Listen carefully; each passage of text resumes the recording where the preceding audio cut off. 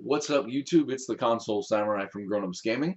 And, despite mixed reviews, I went out last night and I saw Avengers Age of Ultron. And I gotta say, I really enjoyed it. I thought it was a really good movie. There were a few things that I was curious how they were going to get around. Um, for instance, the existence of the twins, Quicksilver and the Scarlet Witch. Traditionally, in the Marvel Universe, they are the twins of Magneto. And what with the Marvel Universe not being able to include any of the X-Men or any of the villains from the X-Men mythos, they just cannot even make a reference to them because the X-Men and all the characters they are related to are owned currently by Fox as far as movies are concerned. So I was curious how they were going to get around that and also how they were going to explain the existence of mutants in a world that we've seen no mutants as of yet. And they actually did a pretty good job. Instead of making mutants, they made them the two random children of a Russian family who were experimented on by Hydra, and that's how they got their powers. There was no mention of Magneto.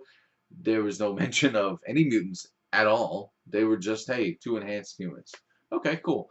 While that is a little bit of a cheat, given the fact that their hands are tied as far as not really being able to put mutants in, and definitely not being able to put Magneto or Professor X or any X-Men or X-Men character involved into the movie, I understand. That makes perfect sense.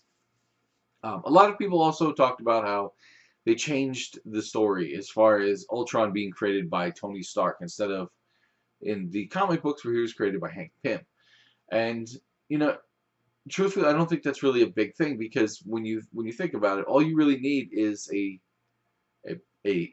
incredibly smart person to create Ultron who has access to all those things, and both characters do. So that's not a huge thing, and I also think it's better that they did it with Tony Stark because if they were to do it the same way they did in the comic books, where Ultron was created by Hank Pym, well, now we got to lose some of this movie. We either have to lose some of this movie to explaining who Hank Pym is and who Ant-Man is. We would have to lose a little bit of the movie to exposition, which we already did. We had exposition with some of the other characters, but we don't want to expose too many different characters because we've already had movies for all these people to introduce them. I mean, the last movie we learned about Hawkeye, and we learned a little bit more about Black Widow, but not a lot.